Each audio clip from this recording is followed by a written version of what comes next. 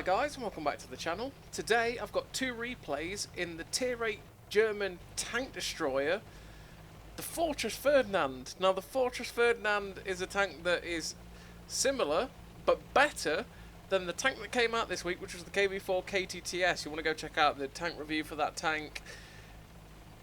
We released it on Wednesday. Yeah, it's not a very good tank. Short answer is it's a pretty poo-poo tank. And the funny story is that this tank is actually better than the KTTS. And this tank, everyone will probably watch this and go, yeah, the Fortress Ferdinand is not that good because it's quite slow. I mean, it's got terrible track traverse. It's one of the things that really irritates me. It's something that I didn't really notice too much with the actual Tech Tree Ferdinand, because I really like the Tech Tree Ferdinand, alright? The 128mm gun that it has is filthily good at the tier. It's track traverse. I never had a problem with it on the actual Tech Tree one. I'm not sure if it is different or not. I know the engine power is definitely different. They literally took the Tech Tree Ferdinand and just made it worse and made it a premium tank. And yeah, I kind of wish they'd just given it the 128mm gun, really. Because this actually has a 105mm gun that you're seeing on this tank. It's got 320 alpha, 234 standard pen on its AP, 294 premium pen though.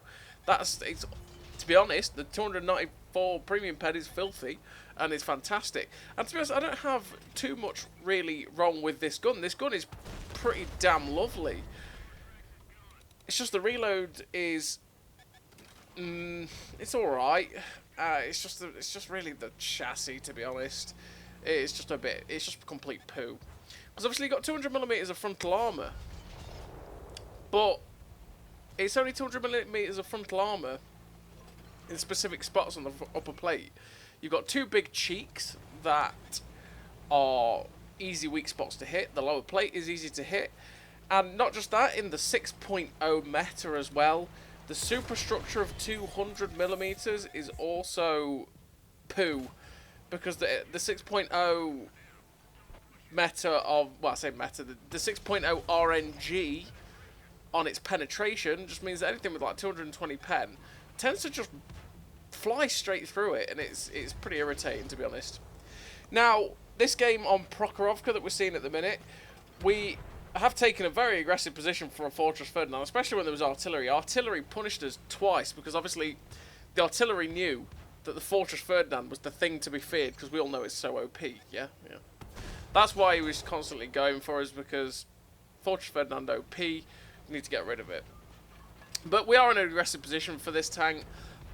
Many times to take it to this ridgeline here, it's just a bad move, really, because anything with a turret screws you over. If you try and focus on anything that's on the left-hand side, something on the right might poke up, shoot you in the back, and then obviously you're in for it then, really, because this side of your superstructure is like 90mm or something like that, 100mm even, and easy pens, easy, which means that you don't really want to be fighting on the ridgeline. At the minute, I've only got 186 health, so I've got to be careful, because I don't want to over-peak and then just get taken out. Like I said, the Ferdinand, unfortunately, is pretty easy to pen, generally, for most tanks. Like I say, the cheeks, that's the painful bit, is the fact that you've got 200mm of armour. And it's the same on something like the Tiger P, for instance, where that 200mm of armour can be okay, because you can just ricochet shots and you sit there going, how did I ricochet that? You know, something that you wouldn't ricochet in a Tiger 1, for instance, because the Tiger P's 200mm of frontal armour and the little bit of angles sometimes can just ricochet stuff. But then it's got two giant cheeks on the side that are both like 80mm thick, and they're just easy pens. And every man and their dog can pen those little plates, and it's just painful. So this T28 at the back gets spotted, and I'm like, right, okay, I want to put a shot in. We get a nice shot through his lower plate, because that's another tank which is very, very sad, is the T28. It's got a good gun, but the fact that it's supposed to be a brawling TD, well, I say brawling TD, it's supposed to have good armour, it's supposed to be a good armoured TD. Yeah, no, it doesn't, not at all. The armour on the tank is just trash, and The only thing that's good about it is the gun, but it's slow, it's got trash armour, it's painful, the T-28. That's probably one of the only tanks that I'll rank lower than this, possibly, to be perfectly honest, and that's just purely because of how slow it is with trash armour. So we're getting some nice shots into this IS-3 at the back. We're unspotted on this ridgeline, which is nice. Our friends have moved up so far that we can just sit here comfortably shooting this guy. We do get spotted, we get a shot blind into the IS-3, unfortunately, well, I say towards the IS-3, and unfortunately it missed. This 257 is something that was trying to look at us. There's a TD in front as well. I'm trying to just not get shot here because I don't want to get shut down. I want 2.8k damage, which is a nice amount for the Ferdinand, and I want to try and push it even more. Now, our friends down under the bridge got killed, and that meant that it's now time for me to go fight anything and try and stop anything that wants to come towards our cap. Because there was a couple of tanks spotted that were charging down the hill. I think there was a tank or two under the bridge or around the bridge. And yeah, we want to get there, try and cut them off, be awkward basically, and defend the cap, defend our base from any possible intruders. So I'm trying to poke up on this ridgeline, see if I can spot anything. I've boosted my view range with food to try our best to be able to spot out. We get detected there. It's actually that T-30 just poking his turret through the gap in the train tracks. And it's like, right, okay, I'm detected here. I'm not spotting anything under that bridge. And I know there's stuff there. So I'm going to move across to a different part of the bridge line to try and see if I can spot anything up that might be down there. Because obviously I want to try and spot it up. I want to get shots off. And I'm not just that, I've got artillery at K2. If he's looking this way, which I'm hoping he is, if I spot anything that's towards this bridge, he might be able to shoot it. Now, we spot that Fatherland just as he started to crest up, which was damn good timing. There's now a T-77 just under the bridge. We've got an awkward bit here with gun depression. We managed to get a nice shot into the cupola of the T-77. Kind of we are in an awkward spot. He stops to try and take a shot at us, but we shut him down. That T-30 was trying to crest up to see if we get shots at us. We don't want to let that guy... That guy will poop all over us. He'll pen us everywhere. It won't be good. We don't want that. So we don't want that T-30 to even consider coming to take shots at us. Luckily, it looked like he turned around and doesn't really want to be looking at us that much. The Fatherland spots us through the bridge when he pokes round. There's still... I'm looking at this going, right, there's two heavies and two TDs. T-30, the Fatherland is spotted. The other heavy was spotted down near their base. The other TD, I don't know what it is. We get lucky there that the Fatherland doesn't pen us. He only damages our gun. We unfortunately don't quite get the reload in to shoot him the second time to finish him off. But now, because he is a one-shot, I'm quite happy to go around. And I know obviously the 234 pen that this tank has is more than enough to go through that Fatherland, and we shut him down. To be honest, I came up this way to try and hopefully bait him out, pretty much. That if I came up on top of this ridgeline, I was taking the risk that he might shut me down, right? He might hotshot me, get me. But I'm taking the risk that he will definitely come charging for me. And by doing that, I can get a shot at him and shut him down, which is what happened. I managed to shut him down first. Now there's just this T-30 left who is running towards the bridge over here. I'm fearing the worst right now, but he's getting farmed. And luckily enough, my Ragnarok in the middle at E6 managed to finish off the T-30 with his clip, which is very nice. It's exactly what we needed, really. Because I was fearing that that T-30 was going to come straight through under the bridge and finish us off, and that's not what we wanted. But now there's two tanks left. There's a TD and a heavy tank. They're both down the 6 line, and that's what we're going to go chase after now, because it's a T-28 from earlier on. He's a 2-shot for us, really. He's now a 1-shot. Looks like the Ragnarok will finish him off, and it's just an Object 257, and that's why we've loaded the 294 pen APCR, because 234 pen against the 257. It's kind of unlikely that it will go through. It can. I'm not saying it can't go through, but it can. But I'm just not taking a chance. We're not bounced. We penned him through his upper plate. Unfortunately, we actually hit the black hole spaced armor or tracks, and he manages to throw himself off the cliff and kill himself, unfortunately. But we finished that game with a nice victory anyway in the Ferdinand on 4 kills, 4.1k damage, 1300 assistance, which is nice. Ace tanker. It put us up to 95.54, 1888 base XP. Now, funny story actually with the MOE on this fortress is that I actually got it up to 92%, and then I left it for a couple of days because I had it up to like 94 at one stage, and then just had a couple of bad games at tier 10 where just drove around a corner, everything was there, said bye bye, blap blap blap blap, dead. You don't bounce anything at tier 10 in this tank, and I was back down to 92%, and I just went, you know what, we're going to put it down, we're going to stop, we'll come back at this at another point. 2 weeks, 3 weeks went by, I'm now at 69%. Why? I don't know. We'll ask World of Tanks on that one. World of Tanks does its funny shenanigans with MOEs at times, where you just get random drops, and you sit there going, why did that drop? What changed so drastically for that to happen? This is always weird, because obviously, like I say, I was at 92%, and I dropped to 69%, and that's a big drop.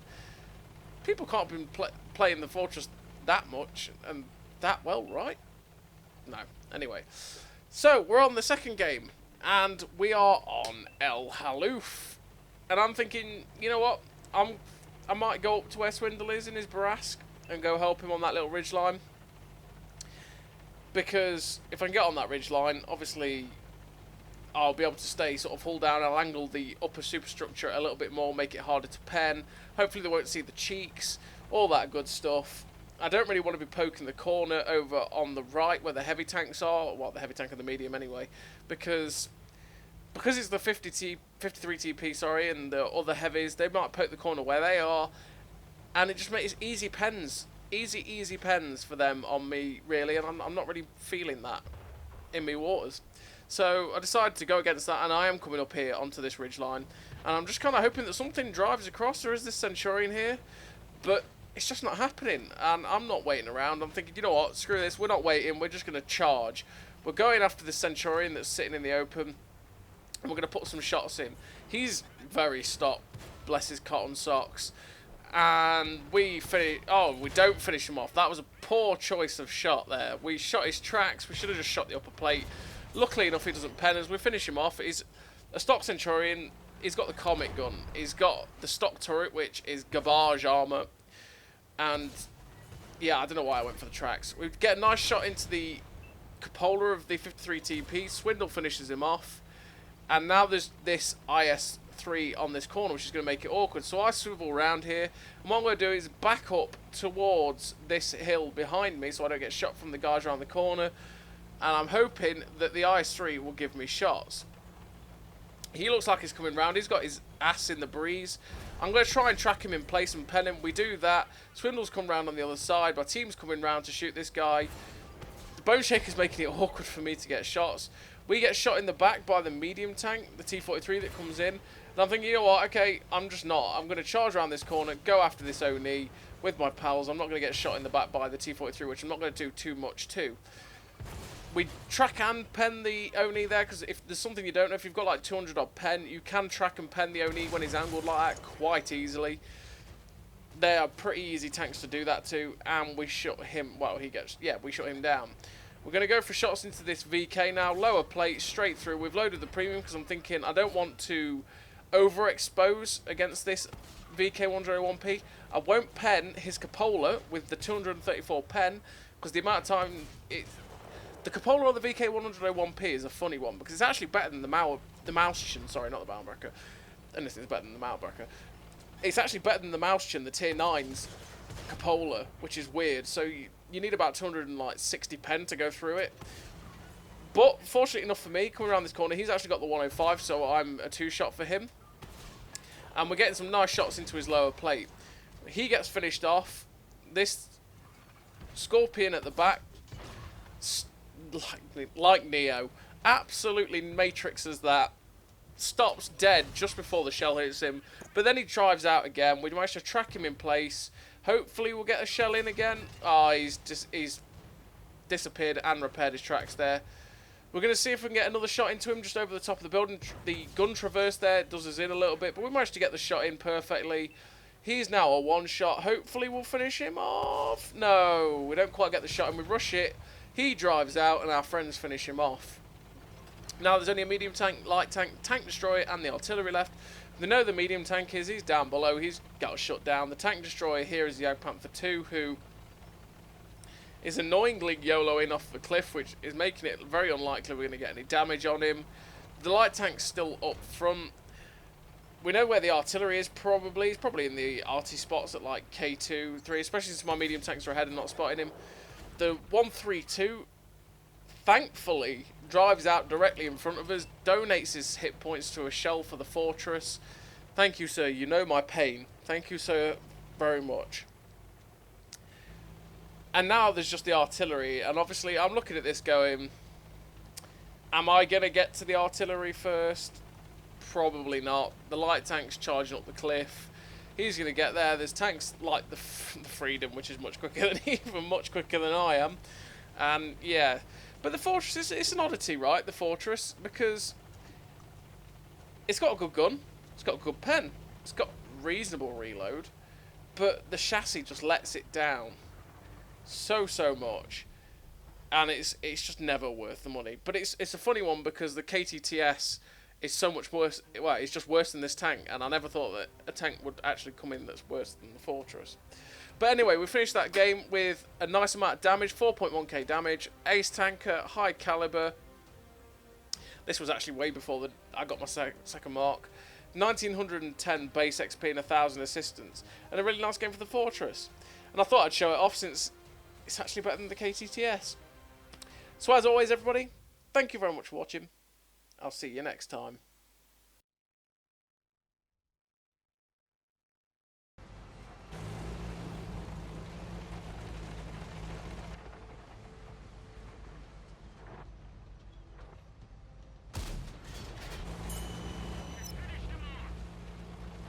A great success!